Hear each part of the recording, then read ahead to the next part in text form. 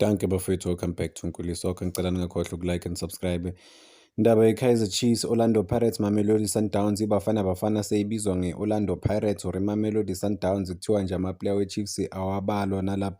I mean, yabo izinto ezenza ukuthi ama-fans acasuke, especially ama-fans we-Kaizer Chiefs. Abantu bayafuna ukuyisupport iBafana Bafana. What I'm seeing njengoba ngiye-stadium njalo bafowethu, use-stadium abantu lesi ama-supporters we-Sundowns bathi re tlo sheba Sundowns kamo ke Sundowns versus eng wabo, kore maybe o na le di-player tse ngata tsa Mamelodi Sundowns. So yinkinga esibhekana na abe-Orlando Pirates nabo bathi sobukela Orlando Pirates, uyabona ukuthi kunama-player we-Orlando Pirates lana u-8 or awu-9. So that's sad masibheka ibhola in general ukuthi abantu babona i-national team as baya-associate nama-teams wabo.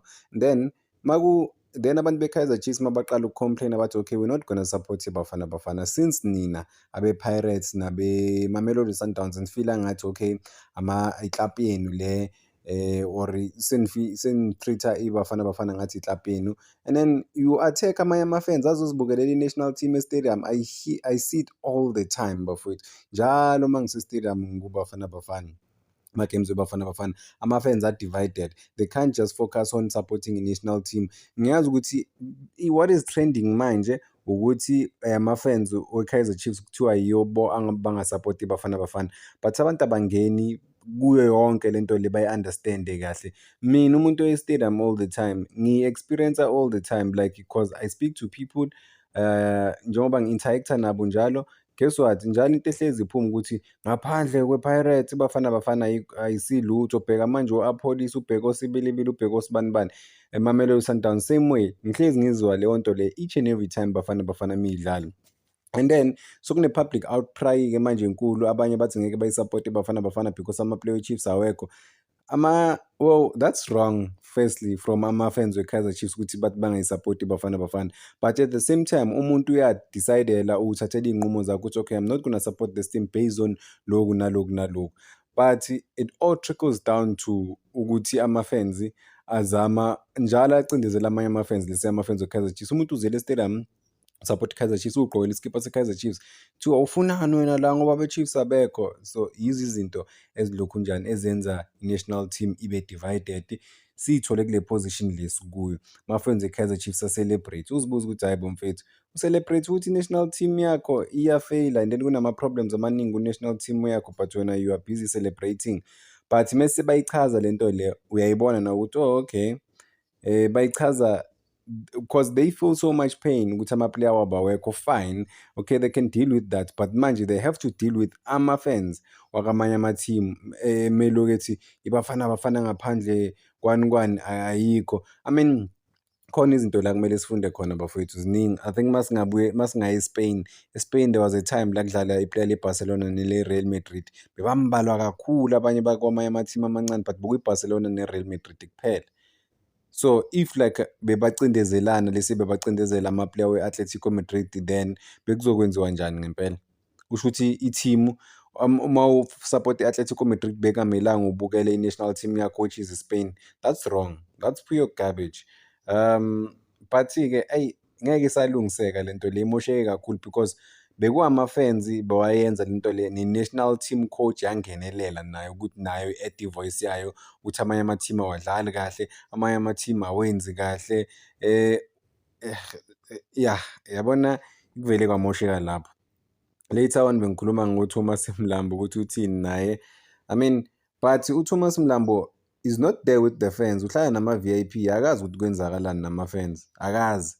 Uzwa mhlawumbe ubona ku-social media, akazi ukuthi lento le ibuyaphi, isuka kuphi, kwenzakalani behind the scenes. Like ama-fans when they are there, what is happening? When they interact with one another, what is happening? Because they feel this thing.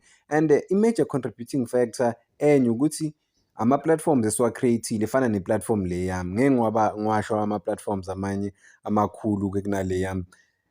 Njalo kuhlezi kukhulunywa ngama-teams, njalo kuyagxekwa whether i-team iyawina iyaluza, njalo kufakwa, for example kudlala i-Orlando Pirates, abantu bazokhuluma nge-Kaizer Chiefs, kube umuntu ufocusa ku-Orlando Pirates neSiwelele FC ukuthi okay, a-break it down igame ukuthi igame uyibone kanjani, bekwenzakalani, i-Orlando Pirates ihluleke la yahluleka la, but uzomention i-Orlando Pirates. uzomenshina lise i-Kaizer Chiefs.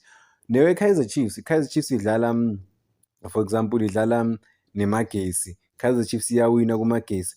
Uzwe ama-fans mabawa-interview after ama-games azofuna ukumenshina o-Orlando Pirates noma Mamelodi Sundowns ama-teams angangeni ndawo kule game le. Kumele ngabe ukhuluma ngegame, ufokhasa ngegame le yena beyibukele kuphela, but hhayi uzomekha sure ukuthi u-attack abanye abantu. So kune-division enkulu kuma-fans bafowethu, and le nto le ngeke isalungiseka.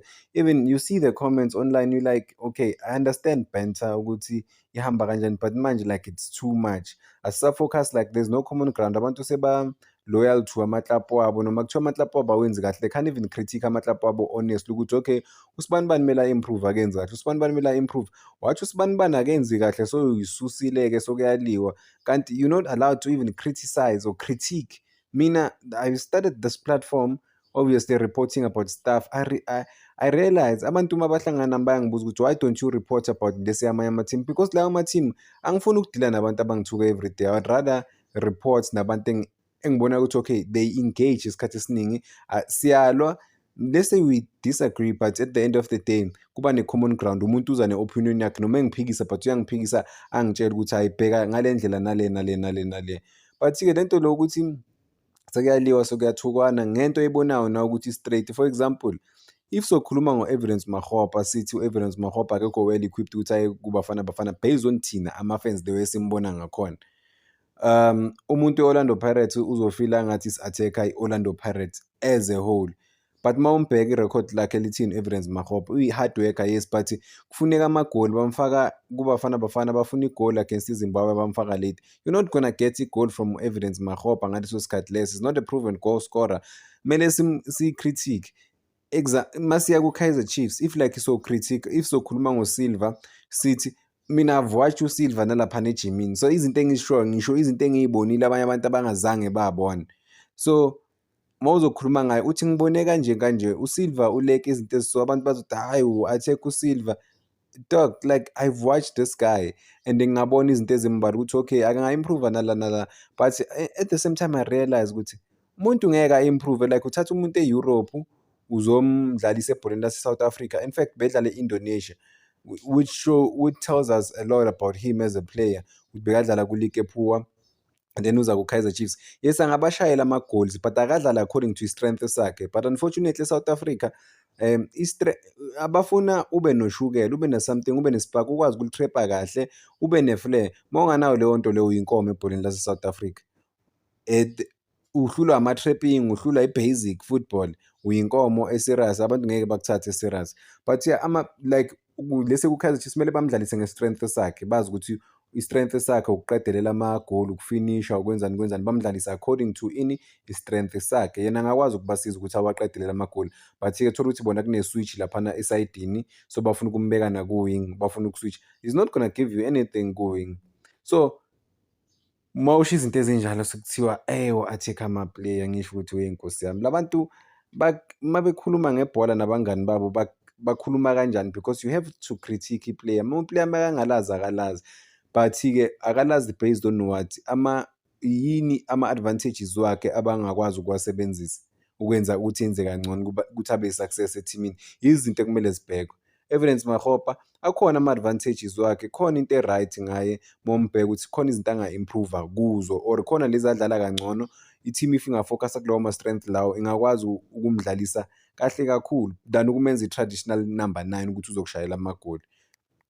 Sithemba ukuthi le ndaba yeBafana Bafana futhi ngeke isalungiseka. Ngiyabazi-ke abantu, hhayi ngeke isalungiseka, but-ke sobona ukuthi izohamba iphelele. Let's just watch the game on Tuesday, sibone ukuthi iNigeria ngale yenza kanjani, iBafana Bafana yenza kanjani, then after lapho-ke sobona. But yeah, Hugo Bros wenze imistake enkulu bafethu ngokuloke njalo afocusa ku-Kaizer Chiefs, azasho nokuthi ayidlalanga kahle. Individual players uyaba-criticize, but-ke asibambelane kwamanje bafethu. Danko, ngicela ningakhohlwa uku-like and subscribe.